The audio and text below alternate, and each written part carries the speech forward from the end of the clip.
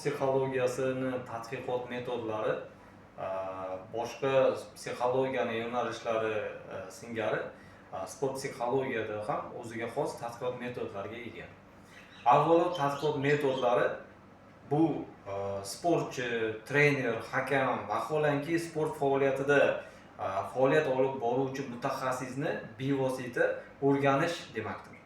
Avvalo metod bu yunoncha metodos so'zidan olingan bo'lib, avvalo usul, maqsadga eltuvchi yo'l sifatida oladigan bo'lsak, sport psixologiyasidagi tadqiqot metodlari ham bugungi kunda o'ziga xos o'ringa ega.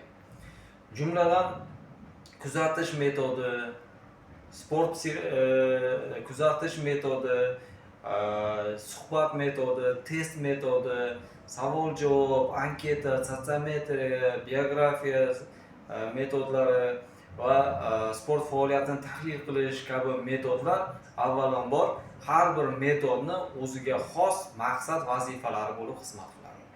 Demak, sport psixologiyasidan eng muhim bo'lgan metodlardan biri bu kuzatish metodi.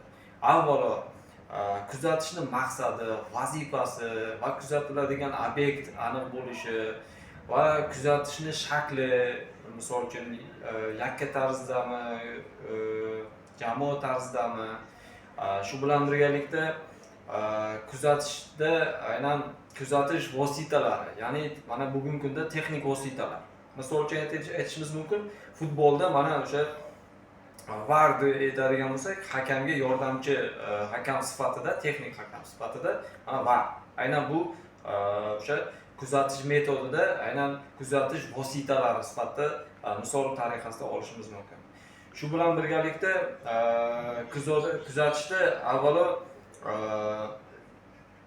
bevosita sportchi bo'ladigan bo'lsa, jamoaviy sport turlari nuqtai nazaridan kuzatish metodining o'ziga xos maqsadi belgilanishi, yakka kurash sport turlari bo'ladigan bo'lsa, shunga xos tariqada individual tarzda kuzatish, aynan kuzatish metodi bu sport psixologiyasini kuzatish metodi birinchi o'sha metod sifatida biz olishimiz mumkin ekan.